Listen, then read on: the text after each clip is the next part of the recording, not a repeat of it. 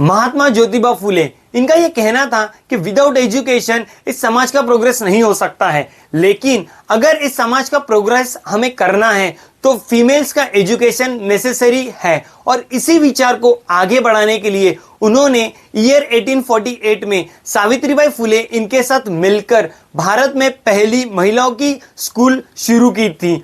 और ये उस समय का दौर था जब महिलाओं का शिक्षण इज नेक्स्ट टू इम्पॉसिबल था, या यूं कह सकते हैं कि एक ड्रीम जो कभी पूरा नहीं हो सकता है। लेकिन महात्मा फुले जी का विश्वास था कि अगर एक महिला शिक्षित होती है तो वो ना तो केवल सिर्फ अपने परिवार का बल्कि पूरे समाज का भला कर सकती है। लेकिन आज भी इंडिया में 84% मेल लिटरेसी रेट तो फीमेल लिटरेसी रेट 70% है। इसका मतलब हर 10 महिला के पीछे 3 महिलाएं ऐसी हैं जो शिक्षा से वंचित है, जो अशिक्षित है।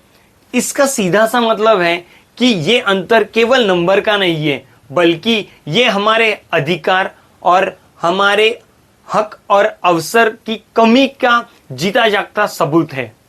इस इंटरनेशनल वुमेन्स डे पर हमें ये याद रखना होगा कि असली प्रोग्रेस तभी होगी जब महिला और पुरुष दोनों को समान अधिकार मिलेगा, समान शिक्षा मिलेगी और समान सम्मान मिलेगा।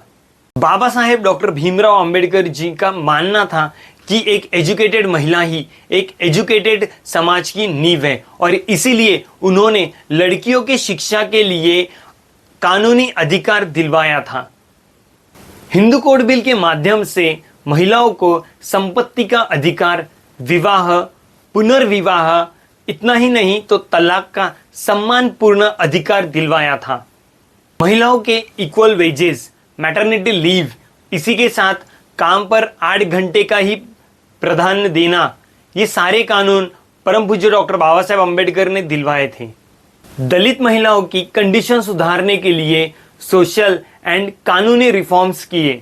बाबा साहेब ने महिलाओं को राइट टू वोट, इसी के साथ राजनीति में भागीदारी का एक अधिकार दिलवाया, जो कि उनके सम्मान और स्वराज का सबूत है।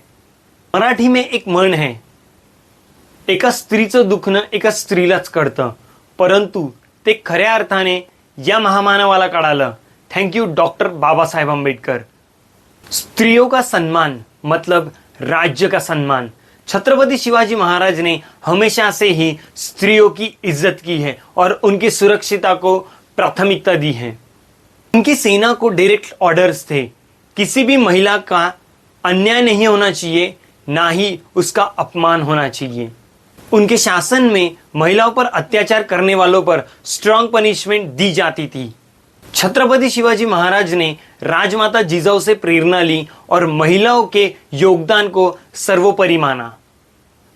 छत्रपति शिवाजी महाराज का यह मानना था कि एक समाज तभी सक्षम होता है जब उनकी महिलाएं शिक्षित हो, सक्षम हो और सुरक्षित हो। अब सवाल आता है कि इस इंटरनेशनल वुमेन्स डे पर हमें क्या करना चाहिए। तो हमें महिलाओं को शिक्षा और आत्मविश्वास देना चाहिए, उनके अधिकारों के लिए आवाज उठाना चाहिए, नारी सुरक्षा और सम्मान का वातावरण बनाना चाहिए और एक ऐसा समाज बनाना जिसमें महिला और पुरुष दोनों समान हो। तो आइए आज हम एक प्रतिज्ञा लेते हैं कि हम सिर्फ नारी सशक्तिकरण पर बात और चर्चा नहीं करेंगे, बल्कि इस पर काम भी करेंगे, क्योंकि जब एक नारी पढ़ती है, शिक्षित होती है, तो पूरा समाज शिक्षित होता है और पूरा समाज आगे बढ़ता है।